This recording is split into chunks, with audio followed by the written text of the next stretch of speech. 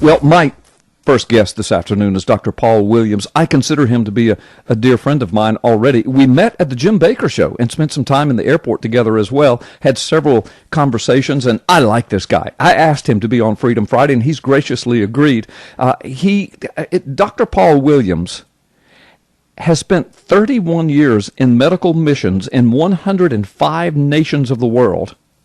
Over 200-plus mission trips he's been involved in, dealing with world events, human suffering, including in the United States. And he's led and organized medical teams in a number of major world disasters since the early 1990s, from cyclones devastating Bangladesh to the refugee camps in the Rwanda Civil War to hurricane-ravaged Nicaragua and Honduras to tsunami devastation in Indonesia, earthquakes around the world. He's been there. He's been in the middle of some of the greatest disasters the world has ever known. And he's got a book and a workbook out entitled When All Plans Fail. The subtitle is Be Ready for Disasters. Dr. Paul Williams. Dr. Paul, thank you so much for joining us on Freedom Friday today. Well, thank you so much for inviting me. I really appreciate the opportunity to be able to express my concerns about where we're going as a nation, and particularly for believers to be ready for the days ahead. Yeah, and listen, I'm with you on that, and God bless you, and thank you for giving us your time. Tell us very quickly a little bit about your background and your medical mission experience precisely. And I just kind of brushed over it, but tell the folks who you are and what you do and what you represent, and then I want to get more into your book and your experiences and some of your concerns for the United States. Well, I've been involved with medical missions, as you said, for 31 years, been involved with 3 different organizations. We started healthcare ministries for the Assemblies of God. Then we started the medical division for Pat Robertson and Operation Blessing in Virginia. And then we started our own ministry, International Healthcare Network, in 97. And that's who we're with right now.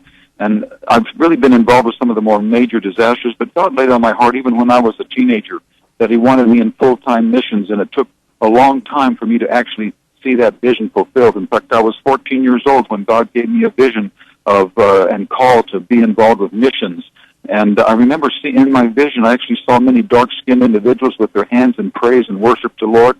I looked around me and I saw a man preaching in a pulpit, and I was down in the audience. I said, God, why was I down in the audience and not up there doing the preaching? Because that would have been my concept of a missionary. But 25 years later, I was appointed as a missionary with the Assemblies of God. We started a medical mission program, healthcare ministries, and the first place that I went to was Yamoussoukro, Ivory Coast. There were 1,200 leaders from all over sub-Saharan Africa, and in leadership and praise and worship in one of the services, I looked around and I saw what I had seen 25 years before. When I was 14 years of age, I saw the dark-skinned individuals with their hands in praise, and I saw a man preaching at the front, and I saw exactly what God had showed me when I was 14 years of age, and I knew I was where God wanted me to be. And subsequently, as you say, I've been in over 105 nations, been involved with very many different disasters around the world, and some of these have really taught me the power of compassion to reach out with people with the love of Christ when they're hurting. It really opens up their heart to the gospel. But, I don't just say to you, God bless you and be warm, but I give them the things that they have need of, just like James says. So that if they're hungry, I feed them. If they need clothes, we give them clothes. If they need medicine, we give them medicine, and we really try to reach out and touch them with the love of Jesus Christ. And I tell you what, it was a real surprise to me when the Lord, after being involved with international work like this, that He really led me to write this book, When All Plans Fail, with a direction toward believers here in the United States to be ready for the disasters that I feel are going to be coming upon us, and also internationally as well. And because there is a national focus now as well as the international focus that I still maintain. Yeah. And Dr. Paul, I tell you, your testimony about when you were 14 and what you saw, and then 25 years later, you looked around and you saw yourself in the midst of what God had revealed to you when you were 14, really tugged at my heart, because while you were speaking that, I had a similar experience that I've never shared publicly. I've shared it with my wife over the years. We've been married 43 years. She knows all about it. Some of my staff, my son, who's grown, and I might have shared it with my grandson, and that's it. But I had a very similar experience when I was 11 or 12, and so God speaks to His children and His servants, and even those that are going to be His servants in powerful ways. He speaks to them very intimately, doesn't He? Absolutely. In fact, I've even one time had the Lord whisper in my ear. I was really going through a period of questioning of certain things that I was trying to figure out what I was supposed to do and answer to some questions. And the Lord actually whispered in my ear in the middle of the night. I heard a whisper in my ear that said, "The word of the Lord is in Isaiah 44." And I looked up Isaiah 44, and about 5 different questions that I had at that particular time were answered.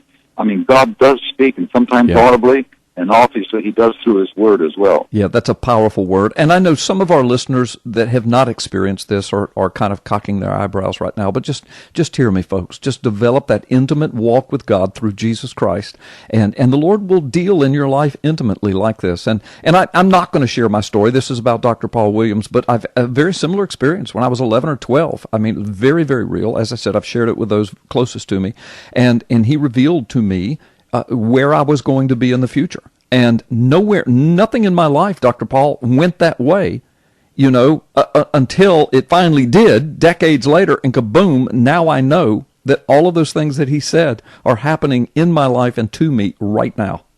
And I tell you what, when a person has that kind of a vision that the Lord has given, sometimes you have to hang on to it. Sometimes you have to wait for it. And when you do, and by faith you say, "Lord, you spoke to me. I know you spoke to me," and then He sees, and then you see it fulfilled.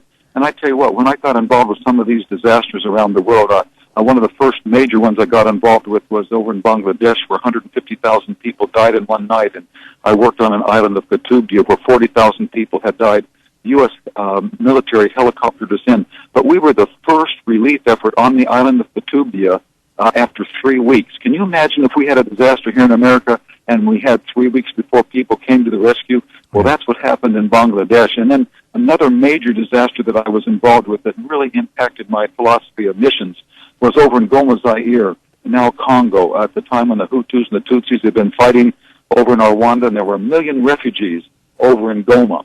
And the day we arrived, there were 10,000 bodies on the ground, and 60,000 people died over about 6 weeks. And I tell you what, as we walked among the people that were dying and then offering help and care for them, it was really an incredible situation, really impacted me greatly. In fact, one of the workers from Belgium said, "We didn't think God was in this place, but after we saw your team working here, we know God is here." Yeah. And subsequently, a couple weeks later, 3 weeks later, the local people built or erected a tent church, and they named that church "God Walks in This Place." Can you believe that? In the middle of all that death and dying, they said, "God walks in this place." That is amazing. What a powerful, powerful word. Dr. Paul Williams, my guest this afternoon. He was trained as a neonatologist and in pediatrics, and Dr. Paul has been, good gracious, 31 years in medical missions in 105 nations around the world, 200 plus mission trips, dealing with some of the largest disasters the world has ever known. And so Dr. Paul Williams is my guest. We're speaking about those things. He has a book and a workbook out entitled "When All Plans Fail, Be Ready for Disasters." And Dr. Paul, first of all, thank you for being on the show. But secondly, I wanted to ask you this because you believe in your heart, as I do, but I want to hear your total perspective on this. You believe that should be a sense of, or you have a sense of great urgency for our nation particularly, the world in general, but our nation. You believe we're living in some very prophetic times. And you say that, things that are happening in the Middle East, et cetera, you anticipate some huge impact coming to the United States soon, and you think people ought to be ready. Tell us about this. What's on your heart? What does the Lord reveal to you here? Dr. Paul? Sin is a reproach unto any people. And I believe that we are really going to be experiencing some judgment from the Lord, but it's not so much that He causes the judgment, but as we turn our back on godly principles, and when we abort babies like we do. In fact, I'm a neonatologist by training, and I actually have, in the days past, resuscitated babies who were actually aborted. And when they came out alive, which was considered as a complication of an abortion, that a live baby would be born, I've actually successfully resuscitated some of those babies. And what we're doing now in killing babies in late-term abortions and trying to save their body parts to be able to sell them, I mean, it is so repulsive to God. It's like when you read in the Bible about people sacrificing their babies to different gods. Well, we're doing the same thing for the God of convenience and just not wanting to be bothered and not wanting to live a godly life. And so we just are hedonists, really, in terms of the way that we're living. And then what we're doing with this gay marriage situation, marriage was instituted by God, and it was holy from the very beginning with Adam and Eve. And the way we're treating that today is an affront to the Lord. And in fact, Jesus actually talks about the church being his bride. The marriage symbolism is so important to God. And when we turn our back on what God has taught us over all these millennia, then what we're doing is it's sort of like, if you're familiar with the coronal mass ejection, solar flares coming against the Earth. Oh, yeah. And, that we have a geomagnetic field around the Earth that protects us from these solar flares. But when the solar winds blow a certain way, it pushes that geomagnetic shield back and allows the solar flares to come down and do harm to our electronics and to our different electrical systems and electrical grid. And, back in the 1800s, there was a major solar flare that actually fried our telegraph systems and started fires in various telegraph offices. They said if we had a solar flare of that magnitude again right now, it would do major damage around the Earth, really, not just in the United States. And this is something they're saying that's about a 12% chance of that happening in the next 10 years.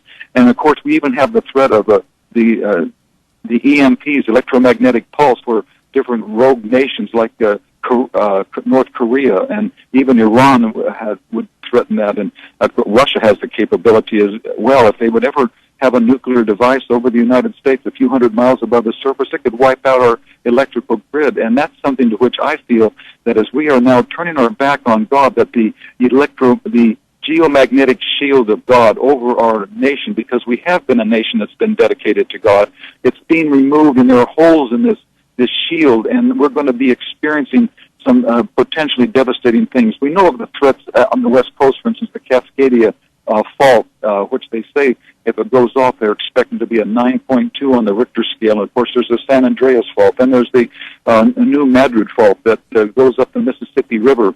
That back in 1812, it flowed backwards, and Lake Bigfoot was formed at that particular time. And they're saying that due for another major quake there. And if that happened, the bridges crossing the Mississippi would go down, and a lot of the gas lines across the Mississippi would also be interrupted. It would have major impact on the United States. There's many other disasters that could happen, and I could go into those as well. But I think that we, as a nation, are going to be having the protection of our nation removed, and that we're going to be suffering some major difficulties in the near future. Yeah, and Dr. Paul Williams, listen, you were speaking about EMP and EMP incidents, as you know, and I'm sure you speak of it very intelligently, so obviously you've written and researched this a lot. I've got some of this same stuff in the book that I've recently written, so I know, as you know, and I want our listeners to know, that this is not conspiracy theory stuff. As you said, there was a major coronal effect in the 1800s, and scientists say that this could easily happen again. In fact, you just quoted the statistic. There's at least a 12% chance in the next 10 years this would happen, and there's nothing we can do about it. Nothing. And that's just the hand of God. And if there is an electromagnetic pulse incident, whether it's from the sun or from a nuclear weapon going off, I mean, that could shut down. I mean, you could be driving down the road, almost all the cars, the electronics, it would fry them. You're just shut down. Wherever you're driving, you're stranded. That's it. It shut down computers, cell phones, life as we know it, right?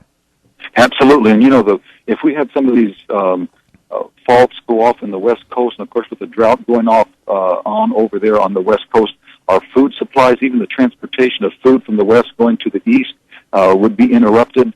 And of course, if we do have any kind of war in the Middle East, which I tell you what, as a nation, I'm very concerned, Carl, that we are turning our back on Israel. Now, we're giving lip service to backing Israel, but our actions are speaking a lot louder than our words. And if we turn our back on Israel, I really feel that we are inviting judgment of the Lord. In fact, I know that prophetically, a pastor has actually said that if we promote the dividing of Jerusalem, that God's going to divide our own nation. And we've heard statements like that. And I just really am very, very concerned. And so that's why I really feel compelled to have believers become ready for disasters that we may be facing. And there's many different ways in which they can get ready. Yeah, thank you, Dr. Paul Williams. Listen, we're out of time, Dr. Williams, but let me just say, tell the folks very quickly where they can find you, the website. Yes, www.whenallplansfail.com.